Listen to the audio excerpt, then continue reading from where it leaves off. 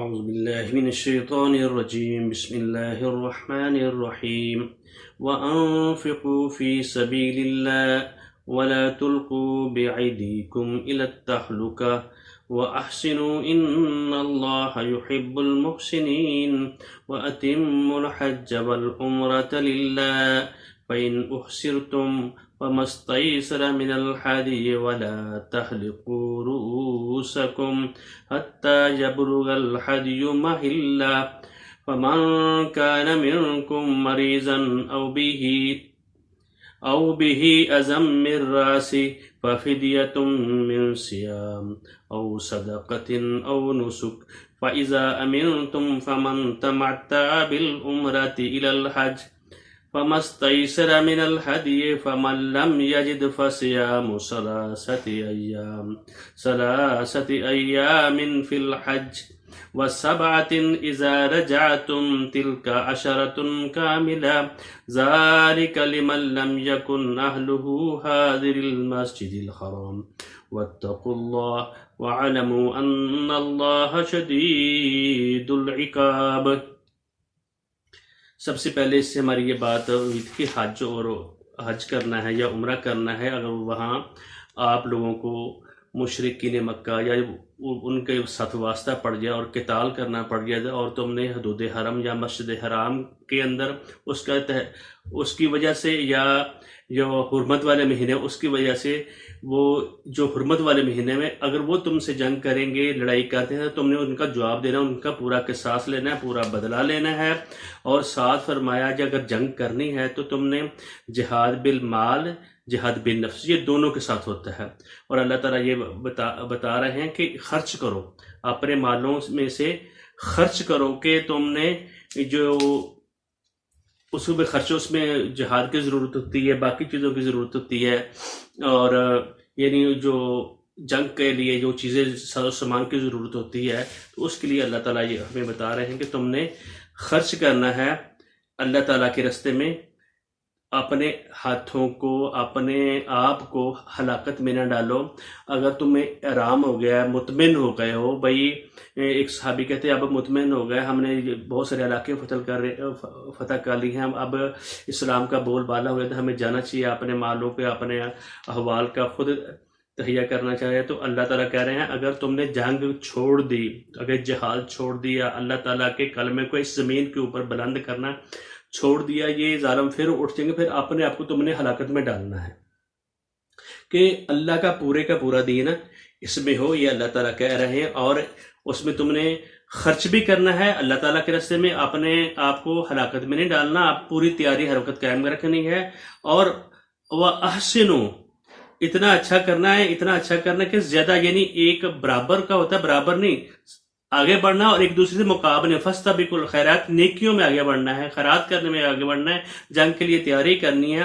ان اللہ یحب المحسنین، جو بہتر سے بہترین خرچ کرتے ہیں، جو اللہ تعالیٰ کے جتنا اللہ تعالیٰ نے کہا ہے اس سے بھی پوری کرنے کی پوری طاقت لڑا دیتے ہیں، تو وہ کیا ہو جاتے ہیں؟ محسنین، احسان مند۔ احسان ہوتا ہے جس میں بدلہ بھی جتایا بھی نہیں جاتا اور اچھا کرنے کی کوشش کی جاتی ہے۔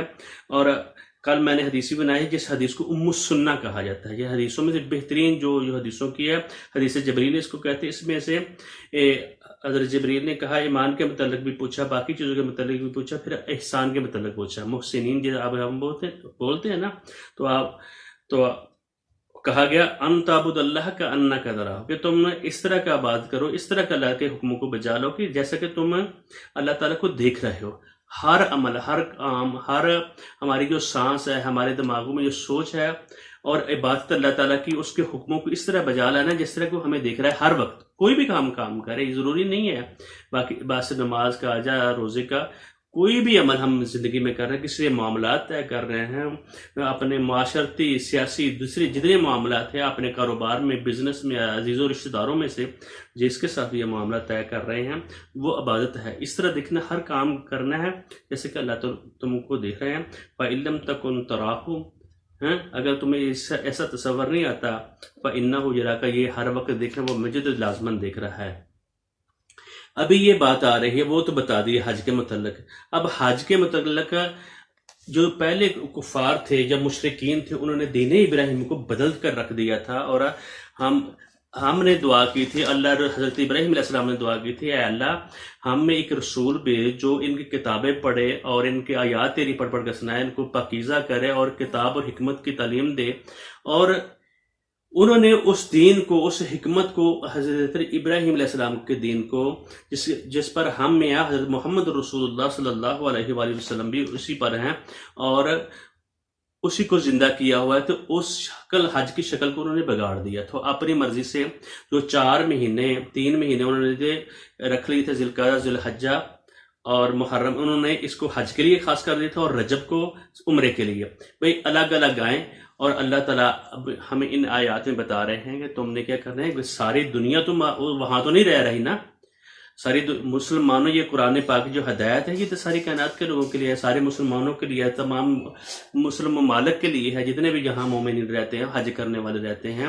تو وہ بتا رہے ہیں کہ ان لوگوں نے جو بگاڑ پیدا کیے ہوئے ہیں، حضرت ابراہیم علیہ السلام اور جو میرے گھر کے جو حج کے شعار ہیں، بلکہ یہ تو لوگ بت پوجتے ہیں، بت رکھے ہوئے ہیں اور ساتھ ساتھ حج بھی کر رہے ہیں، ساتھ ساتھ شرک کر رہے ہیں۔ کیا چڑھاوے کس کے آگے چڑھا رہے ہیں؟ جو اپنے بت، ہر قبیلے نے اپنا اپنا مختلف قسم کے بت، دیوے دیتیاں رکھی ہوئی تھیں اور ان سے وہ مدد طلب کر رہے تھے ہر وقت، ان کے آگے پیچھے مشرک جو ہیں، اور وہاں قتل و غارت بھی کرتے تھے۔ تو اللہ تعالیٰ ہمیں بتا رہے ہیں وَأَتِمُّ الْحَجَّ وَالْعُمْرَةَ لِلَّهِ، حج اور عمرے کو تم پورا کرو۔ وقوف عرفہ کے پاس جس وقت مومن بندہ یا ایمان والا بندہ جو ہوتا ہے وہ حج اور عمرے کا کسی بھی نیک کام کا ارادہ کر لیتا ہے، جب ارادہ کر دے تو اس کو کام ہوتا ہے اس کو پورا کرے۔ تو فَإِنْ أُحْصِرْتُمْ، اگر کسی وجہ سے تمہارے لیے مسئلہ، جس طرح ابھی کورونا کا مسئلہ آ گیا ہے اور مسئلے آ گئے ہیں، اس طرح وہ موقع محل کے لحاظ سے اس آدمی نے طے کرنا ہوتا ہے کہ میں نے کیا کرنا ہے۔ اس وقت جو رکاوٹ آئی تھی وہ صلح حدیبیہ تھی، اور 6 ہجری کو نبی اکرم صلی اللہ علیہ وآلہ وسلم نے عمرہ کرنے کے لیے گئے اور مشرکین نے روک دیا، اور بیت اللہ کس کا تھا؟ اللہ تعالیٰ کا، اور ہم مسلمانوں کا، مومنین کا اور حضرت ابراہیم علیہ السلام کا، اور اس میں قبضہ کن لوگوں نے کر لیا؟ مشرکین نے۔ اس میں ننگے طواف بھی کر رہے ہیں، اور حج کرنے کے ساتھ ساتھ انہوں نے یہ ان کے اصل میں میلے ٹھیلے کے دن ہوتے تھے، یعنی اپنا بزنس بھی چلا رہے ہوتے ہیں، بزنس ان کا بہت زیادہ عروج پر ہوتا تھا ان مہینوں میں، اور ساتھ ساتھ جو مشرک تھے آپ ان کو ہر ایک قبیلے کو اجازت تھی اپنے مرضی کے بت وہاں رکھے، ان کے آگے یعنی چڑھاوے بھی چڑھاتے تھے اور ساتھ اسپیشل شرک کرتے تھے۔ گارہ اللہ کا شرک یہ کافر کر رہے ہیں، اللہ تعالیٰ کے ساتھ ان لوگوں نے مذاق بنایا ہوا ہے۔ تو اللہ تعالیٰ ابھی طریقہ بتا رہے ہیں، تو وہ یہ صلح حدیبیہ، پھر نبی اکرم صلی اللہ علیہ وسلم نے آئندہ آ کر وہ اس میں آڑے آ گئے، مشرکین نے نہیں حج کرنے دیا، پھر اس کے بعد صلح حدیبیہ ہوئی، واپس چلے گئے، پھر حج کرنے آیا۔ تو اس چیز کو مد نظر رکھتے ہوئے اور بھی کئی دفعہ مسئلے آ سکتے ہیں، جس طرح ابھی ہمارے ساتھ معاملات ہوتے تھے، جہاز کی خرابی ہو جاتی ہے، آدمی نے پیسے رکھے ہوتے تھے وہ، اور اس کے ساتھ مسئلے آ جاتے ہیں، اور حج کے طریقے بتا رہے ہیں۔ اگر تم روک لیے جاؤ فَمَسْتَيْسَرَ مِنَ الْهَدْيِ، جو کوئی بھی قربانی میسر ہو وہ پیش کر دو۔ یعنی اگر حج میں اگر آپ کو مسئلہ کوئی آ جاتا ہے تو آپ نے کیا کرنا ہے؟ حج کرنا ہے اور قربانی کرنی ہے۔ اگر واپس بھی تم کو آنا پڑے تو وہ قربانی تم کو کرنی پڑے گی اور تم کو کرنی ہوگی۔ اگر وَلَا تَحْلِقُوا رُؤُوسَكُمْ حَتَّى يَبْلُغَ الْهَدْيُ مَحِلَّهُ، اور اپنے سر کو اس وقت تک نہ منڈاؤ جب تک قربانی اپنی جگہ تک نہ پہنچ جائے۔ وہاں حج اور عمرہ آپ نے کرنا ہے اور وہاں سے روک دیے گئے ہو تو تم نے کیا کرنا ہے؟ یعنی قربانی کر دینی، جتنا میسر ہوئے اتنا کر لیں۔ فَمَنْ كَانَ مِنْكُمْ مَرِيضًا أَوْ بِهِ أَذًى مِنْ رَأْسِهِ، اور جو تم میں سے کوئی مریض ہو جاتا ہے، اگر وہاں حج بھی کرنے چلے گئے ہیں، مریض ہو گیا ہے، اس کو بیمار ہو گیا اور تکلیف ہو گئی ہے راستے میں، تو وہ کیا کرے؟ فدیۃ، اور وہ فدیہ دے گا کس چیز کے ساتھ؟ من صیامن او صدقۃ او نسک، 3 طریقے ہیں، یا روزہ رکھے گا یا صدقہ کرے گا یا قربانی کرے گا، یہ طریقہ کار ہے۔ اور کیا کہا کہ 3 صورتیں ہیں نا، روزہ رکھے، صدقہ کرے، یا اس کے جگہ پہ کیا کرے؟ قربانی کرے، مسکینوں کو کھانا کھلائے، ٹھیک ہے۔ تو اور وہ آگے یہ بات ہے فَإِذَا أَمِنْتُمْ، جب تم امن میں آ جاؤ، یعنی یہ تو مسئلے ان کو کسی قسم کی تکلیف ہو جاتی ہے تو پھر اس میں آ جائے. آگے فرمایا فَإِذَا أَمِنْتُمْ جب تم کو امان میں آ جاؤ، تم بالکل صحیح ہو جاؤ، فَمَنْ تَمَتَّعَ بِالْعُمْرَةِ إِلَى الْحَجِّ فَمَا اسْتَيْسَرَ مِنَ الْهَدْيِ تو جو کوئی بھی فائدہ اٹھائے عمرے کا حج سے قبل تو قربانی پیش کرے گا جو بھی اسے میسر ہو. یعنی جو عمرہ اور حج اکٹھا کرے گا اور اس کو چاہیے کہ وہ اس میں قربانی پیش کرے. عمرہ اور حج کرنے کا طریقہ کار یہ ہے کہ پہلے شروع میں یہ جو 3 ماہ تھے جو لوگ بعض اوقات پہلے چلے جاتے ہیں. 3 طریقے ہوتے ہیں حج کرنے کے. ایک یہ ہے کہ آدمی پہلے ہی چلا جاتا ہے اور اس نے احرام باندھا ہے، جاتے ہی اس نے عمرہ کر لیا اور عمرہ کو اس کے عمرہ کرنے کے بعد اس نے احرام اتار دیا. احرام جو جب 8ویں ذی الحجہ آئی اور اس نے کیا کیا، پھر احرام باندھ لیا اور حج کیا. اس کو حج و تمتع کہا جاتا ہے. اور ایک ہوتا ہے آدمی اینڈ پہ پہنچا ہے، آخر پہ پہنچا ہے تو ٹائم بھی اس کے پاس کم ہے، تو اور دور والے لوگوں کے لیے پہلے انہوں نے کہا تھا رجب میں عمرہ کرنا ہے، صرف یہ تم نے صرف یہی حج کرنا ہے. اور جو بندہ اسی قریب کے ٹائم میں پہنچے 8ویں سے پہلے کچھ دن یا 1-2 دن پہلے پہنچ جاتا ہے تو اس سے احرام باندھ لیتا ہے، احرام عمرہ کر لیتا ہے اور ساتھ ہی پھر وہ حج کا بھی ارادہ کر لیتا ہے اور حج بھی کر لیتا ہے. اس کو کیا کہتے ہیں، قران، حج قران. اس میں بھی عمرہ اور حج اکٹھا ہو گیا، اس میں بھی حج اور عمرہ اکٹھا ہو گیا. اگر خالی حج کرتا ہے تو اس کو پھر افراد کہا جاتا ہے. ٹھیک ہے. اور پہلے ان لوگوں نے یہ کہا ہوا تھا کہ بھی یہ تم نے ایسا نہیں کرنا، تم کو نہیں کرنے دینا. یہ اب جب آپ خود آیات ان کو پڑھیں گے، غور سے دیکھیں گے تو آپ کو زیادہ سمجھ آئے گی. اور اللہ تعالیٰ ساتھ یہ کہہ رہے ہیں جو بندے یہ کام کرتے ہیں فَمَن تَمَتَّعَ بِالْعُمْرَةِ جو فائدہ اٹھائے عمرے کے ساتھ حج کا، یعنی حج بھی کرنے گیا ساتھ عمرہ کر رہے، یا تو اس نے حج تمتع کر لیا یا حج قران کر لیا. حج تمتع یہ ہے، پھر دوبارہ سمجھ لیں کہ آدمی وقت سے کافی سارا پہلے چلا گیا ہے، پہلے اس نے عمرہ کر لیا ہے، اس نے احرام اتار دیا ہے. جب ٹائم آ گیا ہے یعنی ذی الحجہ کا 8ویں ذی الحجہ کو دوبارہ احرام باندھا ہے تو اس نے پھر حج کیا ہے، تو یہ ہو جائے گا حج تمتع. عمرہ بھی اور حج بھی. حج یعنی عمرہ پہلے کر کے کھول دیا ہے اپنے اس نے احرام. تو ایک آدمی اینڈ پہ گیا ہے، آخر پہ گیا ہے، تو اس نے شروع میں ہی اس نے عمرہ کیا، احرام نہیں اتارا، عمرہ کر لیا، احرام نہیں اتارا، اور ساتھ ہی اس نے کیا کیا ہے، حج بھی ساتھ کرنا شروع کر دیا ہے. اس کو قران کہا جاتا ہے. ایک آدمی یعنی صرف حج ہی کرنا چاہتا ہے تو وہ کیا ہے، وہ حج کرے گا، وہ حج افراد یعنی تفرد اس کو کہا جاتا ہے. اور اللہ تعالیٰ ہمیں بتا رہے ہیں جو یہ اس طرح کا کام کرے گا فَمَن لَّمْ يَجِدْ فَصِيَامُ ثَلَاثَةِ أَيَّامٍ فِي الْحَجِّ پھر جو یہ حج تمتع یا قران جو کرتا ہے وہ اس نے کیا کرنا ہے، حج کرتا ہے اور اس نے 3 روزے رکھے گا، یعنی 7ویں 8ویں اور 9ویں کا روزہ رکھے گا. ٹھیک ہے، یہ روزہ رکھے گا. فَمَن لَّمْ يَجِدْ فَصِيَامُ ثَلَاثَةِ أَيَّامٍ فِي الْحَجِّ حج کے دنوں میں جس کو قربانی ملے نہ ملے، اول تو قربانی کرے گا، قربانی نہیں ملتی تو پھر کیا کرے گا، وہ 3 روزے رکھے گا. جس بندے کو وہاں قربانی میسر نہیں ہوگی تو وہ یہ کام کرے گا جس نے حج اور عمرہ اس میں اکٹھا کیا ہوا ہے اور وہ دم دے گا. قربانی کرنے والے کو اس میں سے کھانے کی اجازت دیتے ہیں.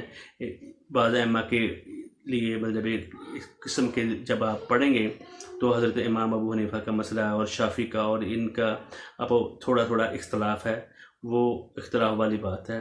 لیکن قربانی کرنی ہے، قربانی اگر نہیں کرتا پھر اس نے 3 روزے رکھنے ہیں.